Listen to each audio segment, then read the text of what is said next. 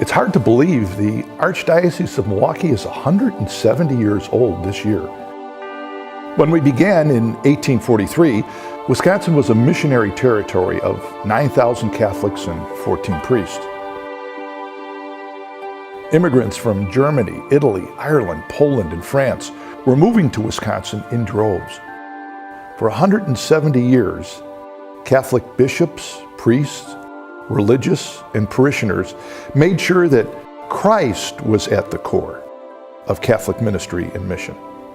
They gave us our roots and labored in the fields of faith so we could become who we are today. The Archdiocese of Milwaukee, with its 625,000 Catholics. We've had struggles along the way for sure, maybe more uphill climbs than downhill rides. But as I consider the tremendous force for good generated by Catholics since the earliest days, I couldn't be prouder.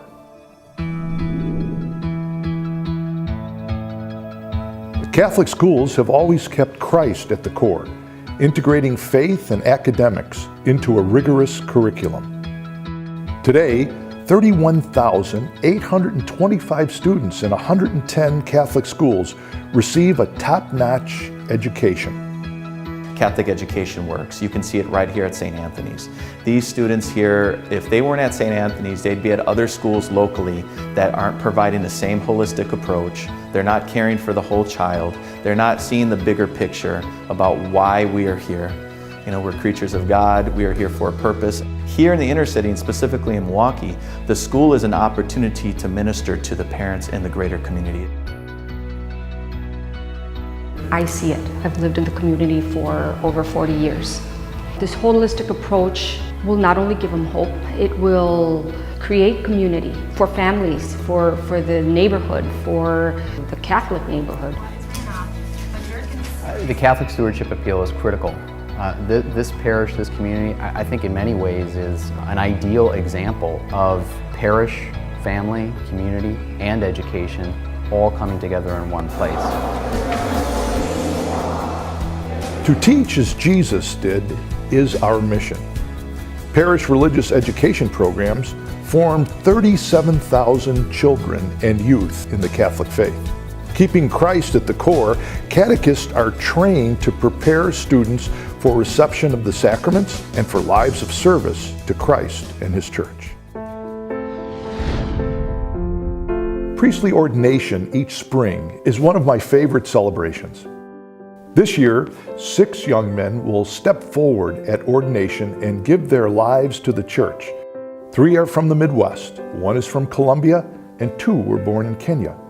We are a universal church, and our newly ordained reflect this reality. Today, 31 young men are currently enrolled in the seminary. What I look forward to the most about priesthood is the Eucharist, hearing confession, but beyond all that, being present for people in their hour of need. As a priest, I'm looking forward to being that bridge, to being that instrument of Christ's compassion.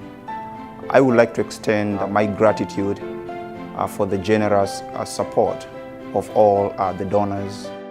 It is truly important investment for our faith and for the future of our local church here. Serving the poor has always been a priority for the Church. Today, Catholic Charities keeps Christ at the core through its service to people with pressing human and social needs. A lot of us know Catholic Charities for its adoption services. But did you know this agency provides pregnancy support, foster care, employment assistance, and counseling for families in crisis? Catholic Charities also serves those with mental and physical challenges and cares for seniors in its adult day centers and in-home support programs. We do housekeeping, we do shopping, transportation to the doctor sometimes.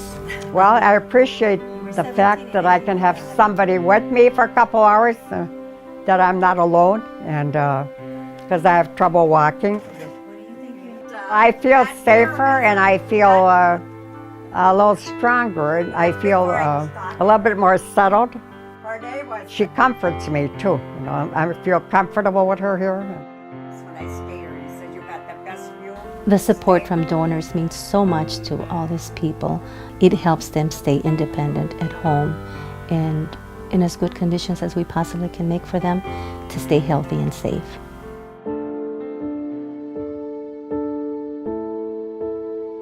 This year, more than 400 Catholic leaders from parishes, schools, and other agencies will help me shape a vision and set ministerial priorities for the Church. Today, societal pressures are greater than ever. Families feel pulled in 1,000 directions. Emerging priorities for ministry and our new evangelization initiatives will help Catholics keep Christ at the core of their own lives and become committed ambassadors for Christ. We spent about a year taking advantage of every opportunity we had in the Archdiocese to be part of trainings, to read books, to discuss things together, take a look at what does evangelization mean for us. The results have been absolutely amazing. The Holy Spirit seems to be energizing enough people to call others to discipleship and to just become excited being members of the Church. We're hosting Matthew Kelly, an internationally known speaker and evangelist who is coming to offer a one-day retreat called Living Your Life with Passion and Purpose, and we're expecting 1,000 people. They've never had an event sell out as fast as ours did. There are people who look at my parish and say, how can you be doing everything you're doing? And I want to tell other parishes and other people that, you know, through the Office of Evangelization and Rich Hearted, the same resources are available to every single parish. The Catholic Stewardship Appeal is so important because it provides resources for any parish to be able to do this. This isn't, again, just a program. This is something, we're changing the world.